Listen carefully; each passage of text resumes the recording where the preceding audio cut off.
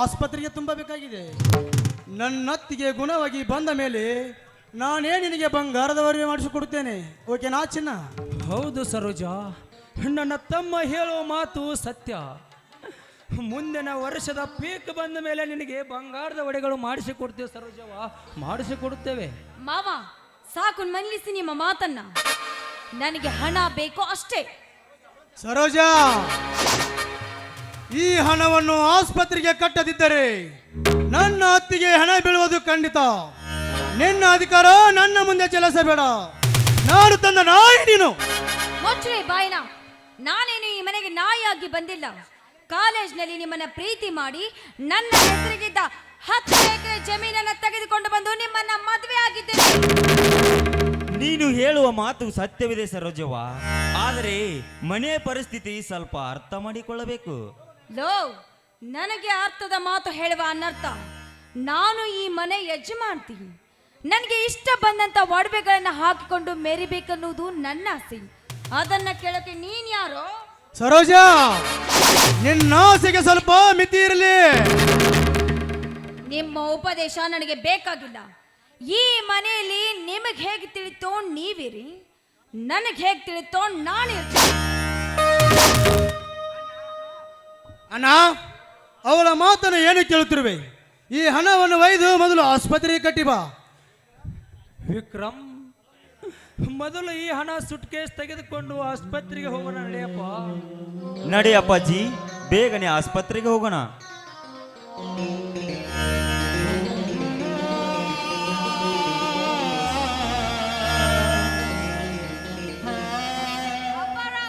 ಅಪಾರ ಅಪಾರ ವಾರ ಕೇಳಿ ಆಸ್ಪತ್ರೆ ತೀರ್ಕೊಂಡ್ರಿ. ಕಾವೇರಿ,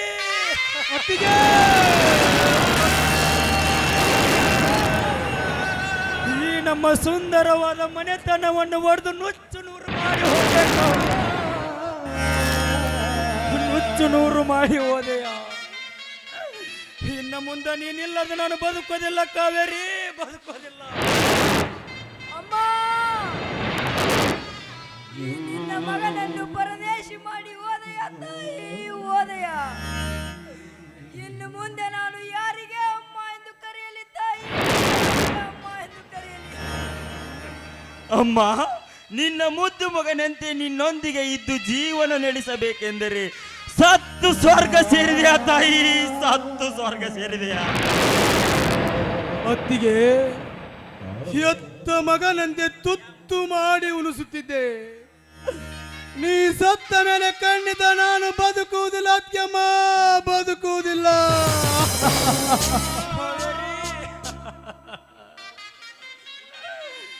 ನಿನ್ನನ್ನು ಉಳಿಸದು ಕೊಳ್ಳೋದಕ್ಕಾಗಿ ಕಂಡವರು ಕಾಲ ಹಿಡಿದು ಬೇಡಿಕೊಂಡರು.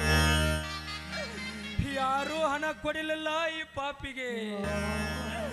ನನ್ನನ್ನು ಕ್ಷಮಿಸಿ ಬಿಡು ಕಾವೇರಿ, ಕ್ಷಮಿಸಿ ಬಿಡು.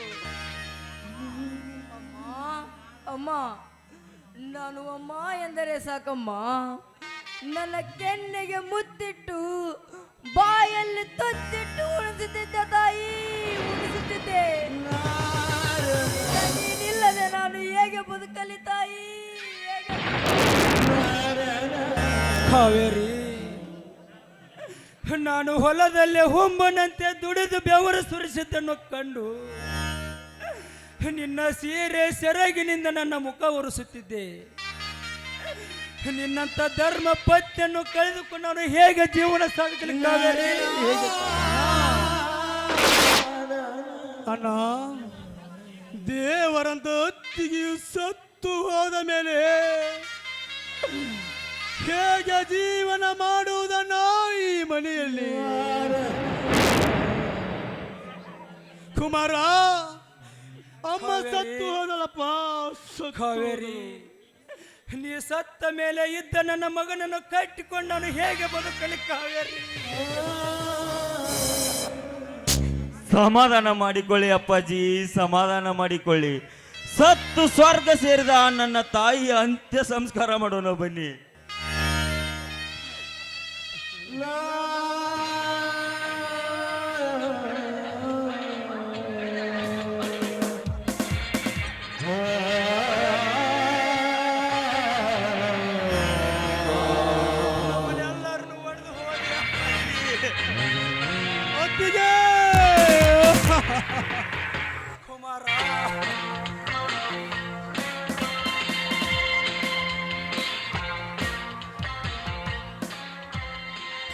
You are under arrest. ಯಾಕೆ ಸಾಹೇಬ್ರೆ, ನಾವೇನು ತಪ್ಪು ಮಾಡಿದ್ದೇವೆ? ತಪ್ಪು ಮಾಡಿದ್ದೀರಿ. ನಿಮ್ಮ ಮನೆಯಲ್ಲಿ ಕೋಟಾ ನೋಟಿನ ವ್ಯವಹಾರ ನಡೆಯುತ್ತಿದೆ.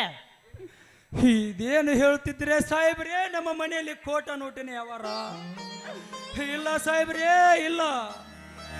ಹಾಗಾದರೆ ಈ ಸೂಟ್ಕೇಸ್ ಮೇಲೆ ಏನಿದೆ ಬೆಚ್ಚಿ ತೋರಿಸು.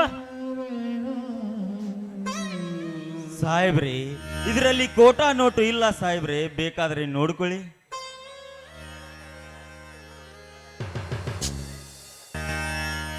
ಈಗೇನು ಹೇಳ್ತಿರೋ ಹುಚ್ಚು ನನ್ನ ಮಕ್ಕಳೇ, ಇದರಲ್ಲಿ ಕೋಟಾ ನೋಟು ಇದೆ, ಅದಕ್ಕಾಗಿ ನೀನು ಅರೆಸ್ಟ್ ಆಗಲೇಬೇಕು. ಅರೆಸ್ಟ್ ಮಾಡಬೇಡ ಸಾಹೇಬ್ರೇ, ನಿಮ್ಮ ಕಾಲಿಗೆ ಬೀಳುತ್ತೇನೆ.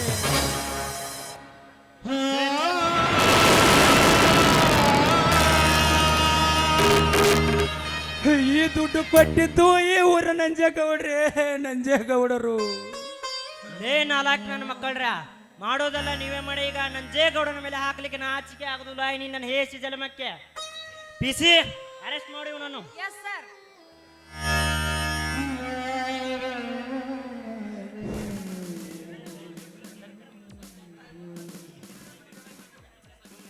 ಈ ವಿಕ್ರಮನನ್ನು ಬಿಟ್ಟು ಬಿಡಿ ಸಾಹೇಬ್ರೆ, ನಿಮಗೆ ಕೈ ಮುಗಿದು ಬೇಡಿಕೊಳ್ಳುತ್ತೇನೆ. ಬೇಕಾದರೆ ನನ್ನನ್ನು ಅರೆಸ್ಟ್ ಮಾಡಿ ಸಾಹೇಬ್ರೆ, ನನ್ನನ್ನು ಅರೆಸ್ಟ್ ಮಾಡಿ. ನೋಡು, ಹಾಗೆ ನಿನ್ನನ್ನು ಅರೆಸ್ಟ್ ಮಾಡಲು ಬರುವುದಿಲ್ಲ. ಏಕೆಂದರೆ ರೆಡ್ ಹ್ಯಾಂಡ್ ಆಗಿ ಸಿಕ್ಕವನು ಇವನು, ಅದಕ್ಕಾಗಿ ಇವನು ಅರೆಸ್ಟ್ ಆಗಲೇಬೇಕು. ಸಾಹೇಬ್ರಿ, ನನ್ನ ಹೆತ್ತ ತಾಯಿ ಆಸ್ಪತ್ರೆಯಲ್ಲಿ ತೀರಿ ಹೋಗಿದ್ದಾರೆ. ಅವರ ಅಂತ್ಯ ಸಂಸ್ಕಾರ ಮಾಡುವವರಿಗಾದರೂ ಬಿಟ್ಟು ಬಿಡಿ ಸಾಹೇಬ್ರಿ, ನಿಮ್ಮ ಕೈ ಮುಗಿದು ಕೇಳಿಕೊಳ್ಳುತ್ತೇನೆ. ನಿನ್ನನ್ನು ಹಾಗೆ ಬಿಡಲು ಬರುವುದಿಲ್ಲ. ನೀನು ಅರೆಸ್ಟ್ ಆಗಲೇಬೇಕು. ನಡೆ ಸ್ಟೇಷನ್ಗೆ. ಅಮ್ಮ, ನಿನ್ನ ಮುದ್ದು ಮಗನಂತೆ ನಿನ್ನ ಮನೆ ಅನ್ನ ತಿಂದು ಬೆಳೆದು ದೊಡ್ಡವನಾಗಿ ನಿನ್ನ ಮಣ್ಣಿಗೂ ಕೂಡ ಆಗಲಿಲ್ಲಮ್ಮ. ಈ ಪಾಪಿ ನಿನ್ನ ಮಣ್ಣಿಗೂ ಕೂಡ ಆಗಲಿಲ್ಲ. ಅಣ್ಣ ವಿಕ್ರಮ,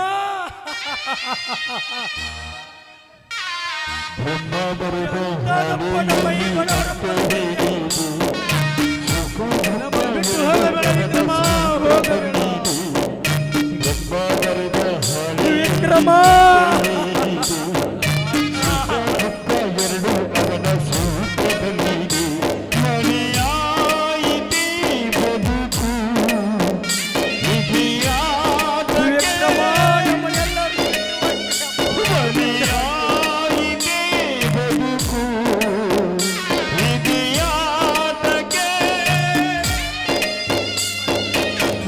ಬರೆದ ಹಾಳೆಯಲ್ಲಿ ಅಪ್ಪೇನಿದೆ, ಸುಖ ದುಃಖ ಎರಡು ಅವನ ಸೂತ್ರದಲ್ಲಿದೆ.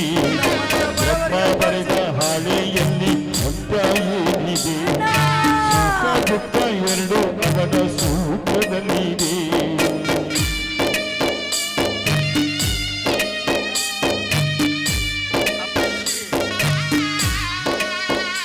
ಅಪ್ಪಾಜಿ, ಕುಮಾರನನ್ನು ಚೆನ್ನಾಗಿ ಓದಿಸಿ ದೊಡ್ಡ ವಿದ್ಯಾವಂತನಾಗಿ ಮಾಡಿ ಅಪ್ಪಾಜಿ. ನಮ್ಮನ್ನೆಲ್ಲರನ್ನು ಅಗಲಿ ಹೊಂಟಿಯಪ್ಪ, ನಮ್ಮನ್ನೆಲ್ಲ ಅಗಲಿ ಹೊಂಟಿ. ಮನೆಯಾಯಿತೆ ಬದುಕು ವಿಧಿಯಾಟಕ್ಕೆ, ಮನೆಯಾಯಿತೆ ಬದುಕು ವಿಧಿಯಾಟಕ್ಕೆ. ವಿಕ್ರಮ್, ಜೋಡು ಹುಲಿಗಳಂತೆ ಕೂಡಿ ಬದುಕಬೇಕೆಂದರೆ ನಮ್ಮನ್ನು ಆಗಲಿ ಜೈಲು ಸೇರಿದ ವಿಕ್ರಮ್, ಜೈಲು ಸೇರಿದ. ಅಯ್ಯೋ ದೇವರೇ, ಇದೆಂತ ಬಿರುಗಾಳಿ ಬೀಸುತ್ತಿರಪ್ಪ ನಮ್ಮ ಬಾಳಲ್ಲಿ.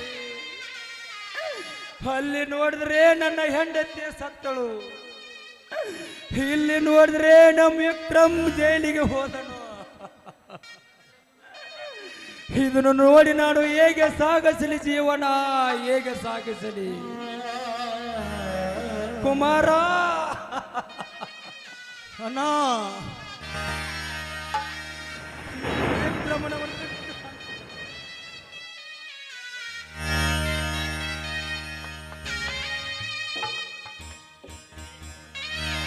ನಡೆಯೋಣ, ಹೋಗೋಣ. ಹೋಗಿ ಮೊದಲು ನನ್ನ ಅತ್ತಿಗೆ ಅತ್ತಿಗೆಯ ಸಂಸ್ಕಾರ ಮಾಡೋಣ ನಡೆಯೋಣ ನಡೆ ಅಣ್ಣ!